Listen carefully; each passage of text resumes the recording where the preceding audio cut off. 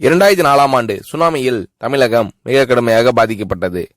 2004இல் சுனாமியில் தமிழகத்தில் மட்டும் 6065 பேர் இறந்தார்கள். 88 கிராமங்கள் நிலைகுலைந்து அழிந்து போனது. இந்த சூழ்நிலையில் அம்மா அவர்கள் எடுத்த நடவடிக்கையால் 10 கிராமங்களுக்கு ஒரு அமைச்சர், ஒரு IAS அதிகாரி, ஒரு PRO என்ற ஒரு குழுவை அமைத்து உலக வரலாற்றிலேயே இது போன்ற மீட்பு நடவடிக்கை இருந்திருக்காது என்ற அளவில் 3 நாளில் பாதிக்கப்பட்ட கிராமங்களுக்கு மின்சாரம் வழங்கப்பட்டது. குடிநீர் வசதி செய்து தரப்பட்டது. இந்த மின்னல் வேக நடவடிக்கையால் அப்போதிருந்த இந்திய ஜனாதிபதி அப்துல் கலாம் மற்றும் அமெரிக்காவின் முன்னாள் அதிபர் கிளின்டன் ஆகியோரின் பாராட்டுகளை அம்மாவின் அரசு பெற்றது. அழுத கண்களை துடைக்கும் கரம் கொண்டவர் அம்மா அவர்கள். ஆண்டவன் யாரோ ஒரு நபர் மூலமாக வருவார்.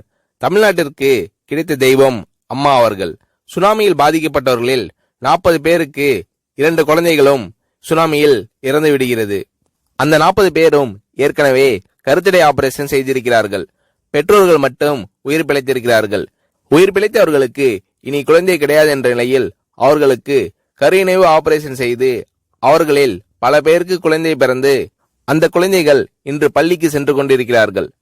நாகப்பட்டினத்தில் அம்மா அவர்கள் மீனவர்களை சந்தித்த போது மீனவர்கள் கதறி அழுதார்கள். அவர்களிடம் அம்மா அவர்கள், நான் இருக்கிறேன், நீங்கள் கவலைப்படாதீர்கள், இழந்து போன உயிரை தவிர மீதி அனைத்தையும் நான் உங்களுக்கு தருவேன் என்று அவர்களுக்கு தேவையான அனைத்து உதவிகளையும் செய்து தந்தார் அம்மா அவர்கள்.